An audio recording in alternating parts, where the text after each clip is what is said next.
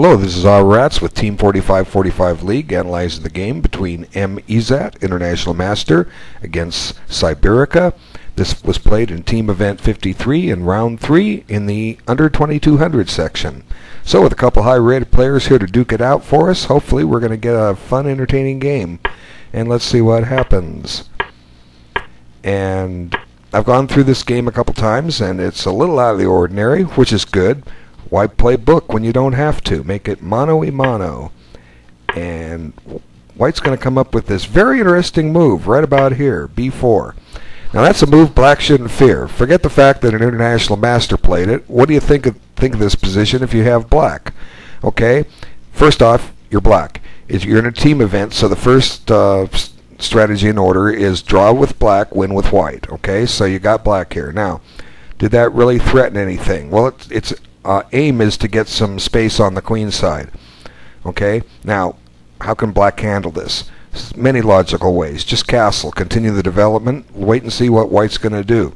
Or, since White has spent a tempo, Black could play a5. Now, this might have some positional drawbacks later, because most likely what White's going to do is play b5, and eventually c4 is going to come, and White will be playing to try to get a weakness on c7. So for instance, if Black plays b6, and the purpose of b6 would be to try to lock up the queen side, and if you lock up the queen side, what does that mean? It means all the action takes place on the other side of the board.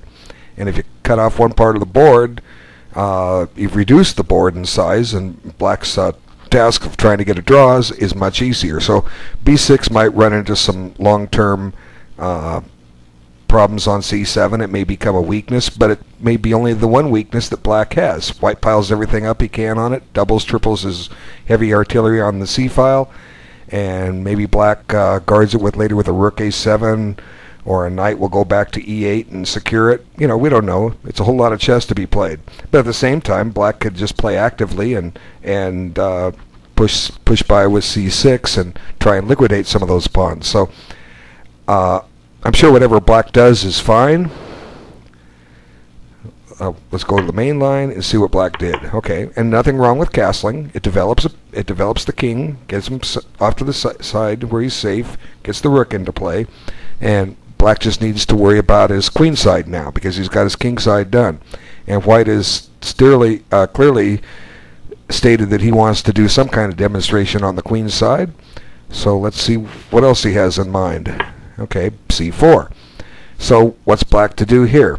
Okay, White might be trying to play c takes d5, and then after knight takes d5, push by with e4 and attack the knight. But that's not all that easy at the moment, because once the knight's on d5, it is hitting b4. So Black could play this a number of ways. He could just develop another piece. He could play bishop f5. Okay, that might encourage White to put his knight on the edge of the board. Knight h4, and then queen d7, and go ahead and let him take on f5 and replace the f5 square with a queen. And White would have basically one piece developed, knight on d2. He'd have the bishop pair and not a heck of a lot else. Or Black could play c6 here. And maybe it's not even too late to consider a5. So let's see what Black did. Okay, b6 just seems a little slow here. It's okay. It's not a bad move. We're not going to criticize it. But the other moves might be a little more active because they directly assist in Black developing or challenging the White setup. Okay, b6 basically invites White to do other things. Now, maybe he'll want to play c5. The one problem with playing c5 is it's going to end up making a prisoner out of this bishop on c1. Okay, so let's see what happens. Bishop b2, and it is a prisoner right now anyway. Okay, and c5. So Black has played it actively. He's challenged the center, but he's also doing it with an undeveloped queen side. So that might be a minor drawback here. Maybe knight bd7 first and then c5, or follow up with bishop b7 and then do the strike. Kind of play this like Black would from a Queen's Indian defense standpoint. So this does allow White to do a couple things here and to create an imbalance in the position, but it doesn't necessarily cost Black the game. Okay, and here comes White's plan, and now he pushes by. Now, what White has now established is an outside pawn majority. Okay, that could become a long-term bonus for the endgame. If you have the outside pawn and you can force the other guy over there to defend it, like at a king and pawn ending, while Black goes over there and collects that dangerous passed pawn, White's king is running over the king side and molesting all of Black's pawns. And that doesn't mean it's going to happen that way, but it's just one of the objectives of an outside passed pawn. So, did Black have to allow this? No, he didn't. Had he just developed his pieces on move 6 and 7, he wouldn't have run into this imbalance. Okay, but it doesn't mean he's losing or in trouble. He continues his development, and then White just continues with what he was doing, activate the queenside pawn majority, and now Black continues his development. And there goes White, shoving up those pawns. Okay, so Black is rock solid here, but the one thing is that although the queen side is kind of locked up now, White's not ready to make a pass pawn. What can Black do in the meantime? He can basically just sit there and play Mexican standoff against it, say, I dare you to make a pass pawn. And White will conduct his middle game a little differently. He'll start doing some interesting maneuvering, as we'll see. Okay, so knight, a couple pieces get traded off, and that should be fine for Black, you know. But then again, White wasn't really doing anything. That bishop on b2 was a problem piece, but White took care of that. He got the diagonal opened up. But Black should still be fine here, but we still have this outside imbalance, and Black's going to need some kind of little threat of his own. You know, what can he do instead of just sitting there and hanging on? And this is okay. The drawback is that Black does get an isolated pawn. You know, this pawn, well, was already kind of hanging there, but now it's going to be an isolated pawn for what it's worth. So theoretically, it's a weakness. And I'm not sure that Black should give up the bishop for knight here, as he did. If he trades the bishop, he's probably okay. Let's just take a quick look. I'll show you. Bishop takes. Okay, it seems to force this. Now, Black wanted that knight off the board, but what's it really threatening? Okay, Black has a knight too. What can he do with it? Well, he can put it on f6, and then e4 looks like a good square. d5 looks like a good square. That doesn't mean White can't counter in some way. White could pin that knight with queen b2, but Black can just retreat his king, and then the knight comes into action. White has tempos on the queen here, just to help his development. Okay, let's suppose rook fd1, queen c7. Now you can play rook d2, and you're trying to get your pieces lined up on the open file. But Black can oppose that. You know, rook d8, and you know, none of this is forced. I'm just saying what happens if Black goes for this strategy. Okay, then maybe White comes behind the rook, and Black goes there and laughs at White, says you're not going anywhere, and White just says, okay, maybe I am. Anyway, you know, finally White controls the file, but oops, something's hanging here. Anyway, this wasn't forced, but this position, we could reach a knight ending, and one rule I've posted out in other videos is that if you have a knight end game, just imagine the knight's off the board. Who wins the king and pawn ending? And in this case, it looks like White would if you took everything off, because he just gets a queen really quick with b6. But Black has time to get some guys into play, so White might be better off here, but if with careful play, Black should be okay. So I don't know if he should have given up the bishop, but he did. And you know, neat thing is Black's just slightly ahead in development, very slight. Now tempo on the bishop. Now a good time to stick a rook on the d file. Well, I don't know why he did that. What's wrong with just putting a rook on the d file?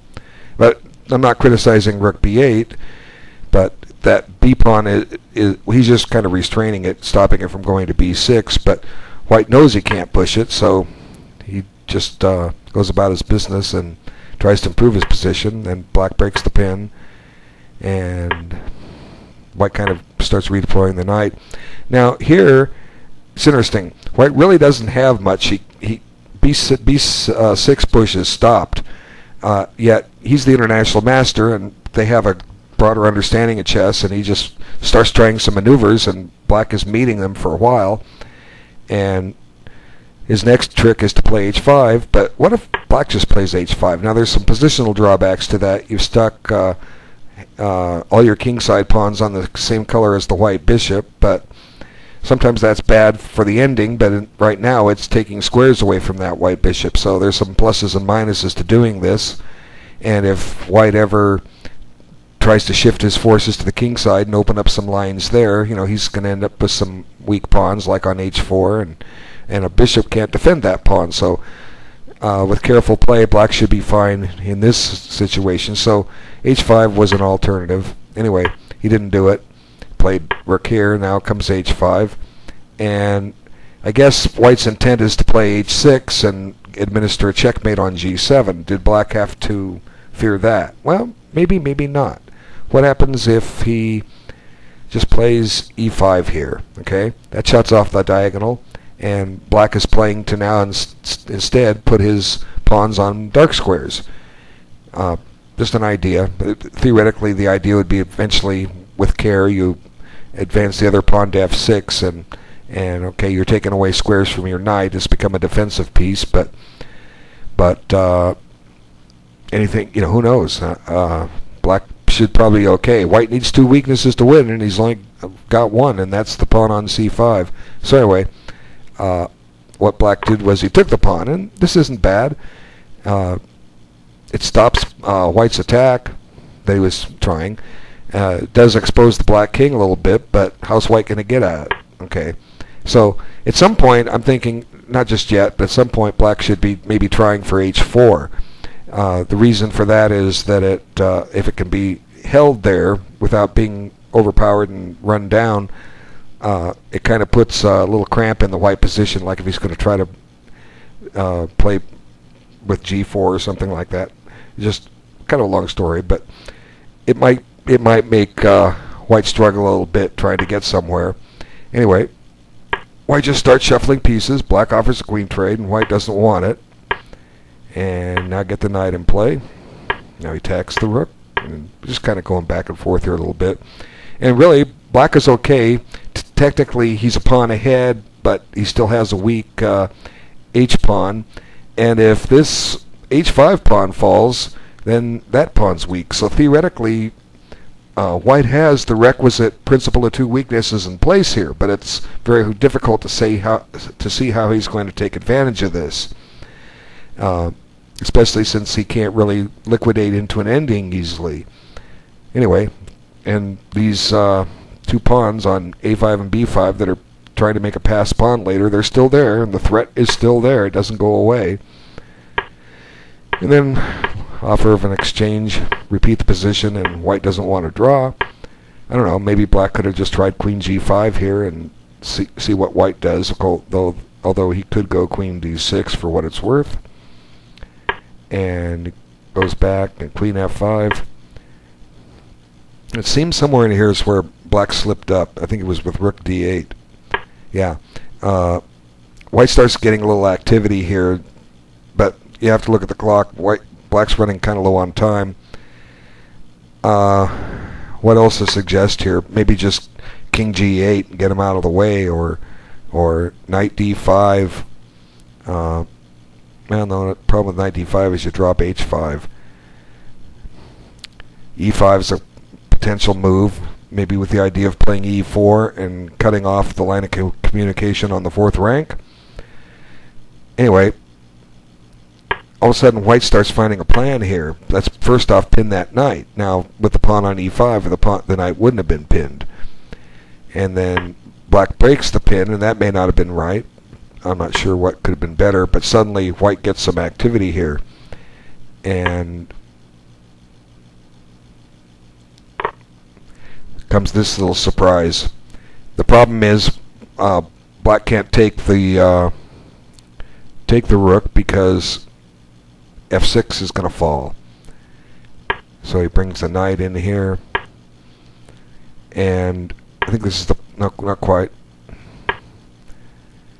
I know black gives up his knight real quick here, and I think he just decided that the white game is just becoming too strong, and it is. With black's threatening or white's threatening to chase that knight out and then penetrate down into the 7th rank, and there's really not much black can do to prevent this. So like I say, he gave up the knight here. He must have felt it was over, and even though he gets a couple pawns for it, it's just not enough. The white game is just too strong now, and comes a check, and white finds a clever move. This just invites black to try to win with rook d2, because rook d2 looks great. You're going to take the bishop next with check, right? Well, white has a little surprise. I'll let you find it. No, I hit that too quick. Well, anyways, it was just basically easy. Rook f8 check, and after you get out of check, you get checkmated. Because here, you see it? Rook takes, and then queen h7 mate. So black did have a defendable position. I've shown some alternative ways to play the opening. It was a great game by white. He put his thinking cap on and kept trying and probing here and there, and finally black made a mistake and white got through. And that's how you win a lot of games when you're a stronger player than your opponent. You just keep trying to find moves, and eventually they crack. Okay, so the better you get, the less likely you're going to make a mistake. And then if Mr. Sabirico were a little stronger, he wouldn't have made that mistake, and this game would have ended up in a draw, we might suppose. Well, I thank everybody for their time, for having a look at this, and I'll see you in the next video. Take care.